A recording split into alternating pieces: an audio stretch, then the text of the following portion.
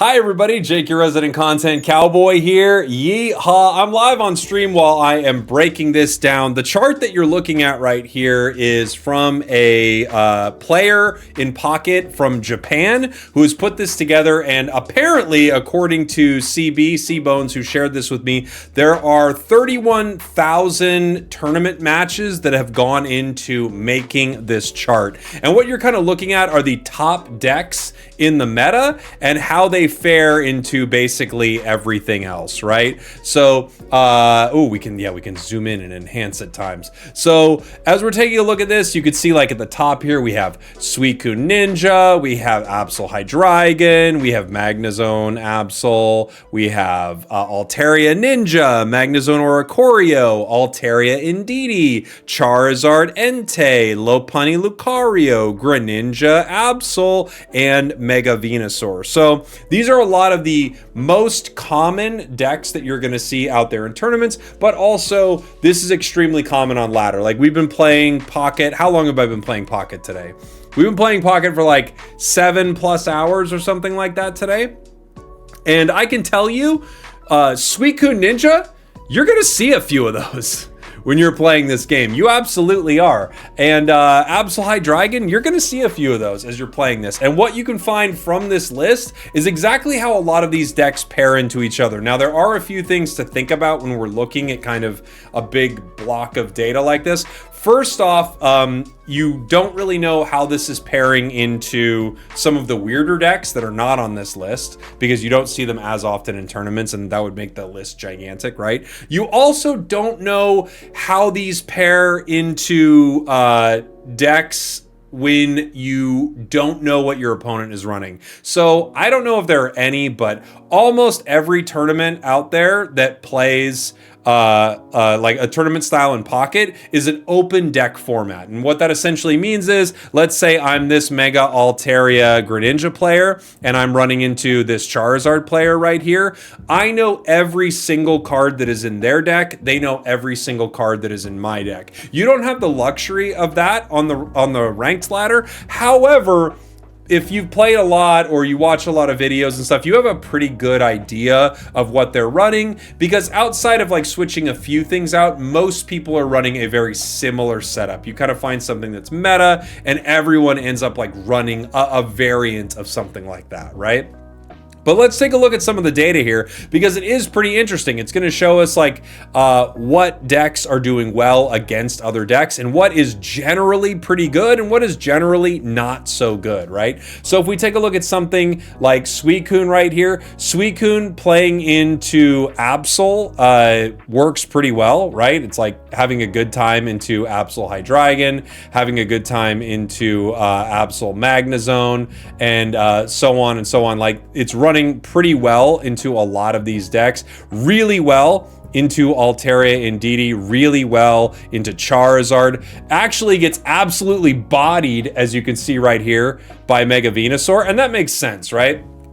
Obviously, Suicune Ninja hates running into a single insanely high HP target in that active spot. But overall, Suicune Ninja obviously doing incredible, like running well into almost every single deck, only having a negative, like sub 50% win rate into Mega Venusaur and into Magnezone Oricorio, making it one of, if not the safest decks that you could possibly play. That wording, safest, coming from CB. Shout out to you for linking me to this. Right here, we have Absol and Hydreigon. So doesn't do too well into Suicune right here. Does okay into Magnezone. Not great into Altaria. Sorry, not great into Absol Magnezone. Really good into Oricorio Magnezone. Not amazing into Altaria again. Beats Char pretty bad. Beats Lopunny pretty bad. Doesn't do well into Absol Ninja and does well into Venusaur. So fares decently well into a lot of the meta, right? Has a few that it does really well into, and then a couple that it's struggling against. But as you can see, even when it's at its worst, it's only at 43%. Which is not terrible. However, the deck it doesn't like running into is one of the most popular in the entire game, Suicune Ninja, right? If we look to this list for decks that do well into Suicune Ninja, there are two. Mega Venusaur, as we talked about earlier, which is doing pretty good. And then another deck is Oricorio and Magnezone. If you take a look at Oricorio Magnezone, this deck is actually pretty solid in an interesting way. So Oricorio Magnezone does well into certain decks and really poorly into a couple. And I think for that reason, it could be a very good deck to climb with, because you're going to run into, like, it does okay into Suicune Ninja. You run into that a lot, right? It crushes Altaria. Both versions of Altaria, it crushes. It crushes Charizard, like 69% into Char, 71% into Altaria, right? It crushes Venusaur, 78%. It doesn't do well into Lopunny, but you actually don't see a ton of Lopunny, I wouldn't say. Like, it's not super popular. So I do think this deck, while it doesn't love a few of its matchups, like Hydreigon Absol, Absol Magnezone, and Greninja Absol, like, if you run into Absol, basically, this deck is having a miserable time. Into everything else, it's actually pretty solid. So it's weird. This deck, I feel like, because of that, is actually a really good deck to rank up. So it will be a little inconsistent if you're running heavily into some of these decks, but with some of them, you win so unbelievably hard. Hey, CB's in the chat. Good to see you, buddy. Yeah, some of them you run so unbelievably hard, right? Looking at some of these other ones that are pretty consistent, we had Absol Magnezone, which is actually really solid across the board too. Not great into Suicune Ninja, but good into Hydreigon, good into Altaria, like it's 50-50 into Altaria, good into the other Magnezone or Oricorio, not good into Altaria and Didi, but everything else, it's at least 50%, right? So it's good into Charizard Y, it's good into Lopunny, it's 50% into Absol Greninja, and it's 53 into Venusaur. One thing that you will notice is certain decks are like only good in a few situations, right? Like if you look at Venusaur right here, Venusaur at 64% against Suicune Ninja, that's awesome and hilarious. Against every single other deck shown in the meta right here, it loses. In fact, into some of these, it's just getting absolutely dumpstered. 22%? Like, 39, 31, 33. It's just getting really wrecked in some of these matchups, right? So unfortunately, Mega Venusaur not running hot into some of these decks, but it does great into Suicune Ninja, which you see an insane amount of, and a lot of the other decks that we're not seeing on this list, right? Like this list doesn't have other things that you run into. I think there are a lot of them that Venusaur could play pretty well into. However, if you're running Venusaur right now and you think, man, I'm just not climbing with this deck very well, this could be a good reason for it, because a lot of the top picks that you see out there, it doesn't do well into. Obviously, Absol Ninja is doing pretty good. You know, Greninja is just kind of broken. And I think an important deck to talk about here is probably Charizard. I think Altaria and Didi has some really good matchups. I think this is a really solid deck. It doesn't do great into Suicune, of course, right? Because you build an entire bench, which Suicune loves. But it does well into Zone, it does well into Lopunny, it does well into Venusaur, and it plays decently well into Absol and Charizard. I like Altaria a lot in this meta. I think it's very powerful. One deck that is not doing well at all is Charizard. Charizard is getting crushed in tournaments again, because I've run into it on ladder and I think it still has its moments, right? But look at Charizard right here. Charizard loses to Suicune Ninja, it loses to Absol Hydreigon, it loses to Absol Magnezone, Altaria, Magnezone Oricorio, Altaria and Didi is 50%. It beats Lopunny and Venusaur and is even into Absol Greninja, but it gets beat a lot. And then we have to talk about Lopunny. Lopunny, I mean, finally, Lopunny is kind of our worst deck of the bunch, it looks like. I mean, Charizard's pretty bad too, but Lopunny, I mean, Venusaur's rough, to be honest. Like, Venusaur's pretty rough. Venu, Char, and Lopunny, 3 of the new megas, are all not doing amazing. Now, again, this is tournament play, right?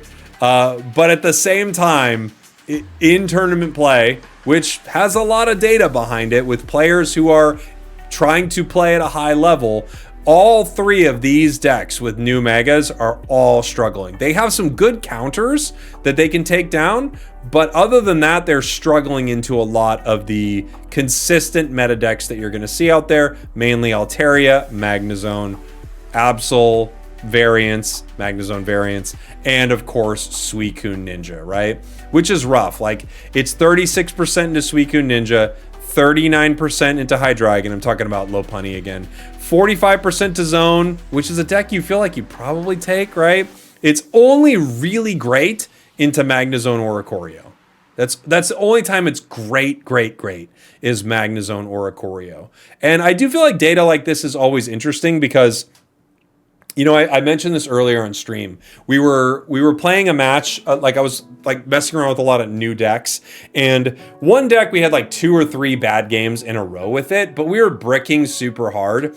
And I do think it's important to not judge a deck by its bricks necessarily, even though consistency is important, but it's important to judge a deck kind of over a long term. Like, if you just play a deck 3 times and you win every game, that doesn't mean it's the best deck in the game. It could literally be one of the worst decks in the game. You just had a great run with it. But data like this, I think, is pretty important because regardless of how hot or cold you're running with a deck, here are 31,000 or so matches that have been analyzed to bring you data like this on all of these cards. So regardless of how you are faring, like let's say you're running Venusaur, right?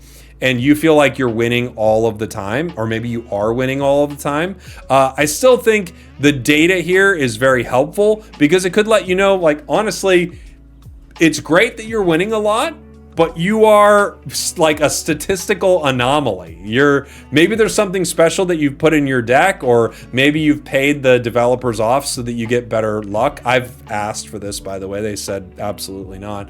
But whatever it is, you're running like ahead of the curve. The other thing to keep in mind here, though, and I brought up that top players are playing these decks. You also do have to remember that top players are playing against these decks. People who are taking it very seriously are playing against a lot of these decks. On ladder, sometimes someone is like going to the bathroom and they're playing you, right? They're not really like thinking a lot about what's happening. Sometimes the person you're playing is streaming and he's just sitting here talking to the chat about different emo songs he used to like in high school, and he's forgetting to put energy on the right Pokemon. So you could run even better than tournament results on ladder, I think, regardless. But either way, I thought this was really cool information and would make a cool video, so I figured I would talk about it with all of you right now. From what you have experienced on ladder, I would love to know in the comments.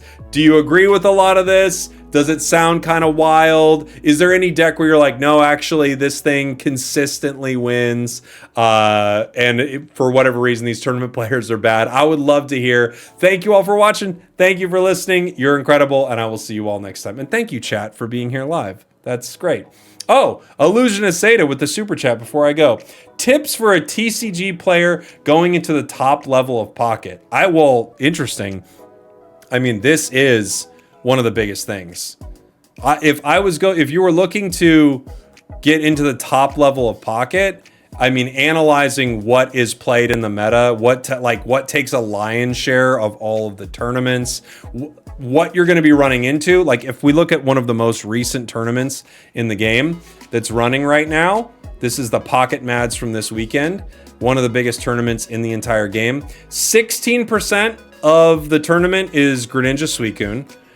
11% is Greninja Altaria, and then 9% is Absol Hydreigon, and then 2 Altaria decks follow that. Altaria Indeedee and Altaria Giratina. So of the top, like, what is this essentially?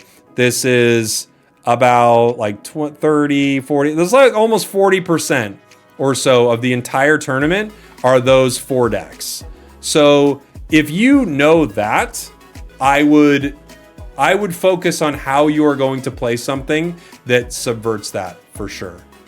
For sure, I would. I missed a super chat milestone during your emo talk. Sorry about that, Keaton.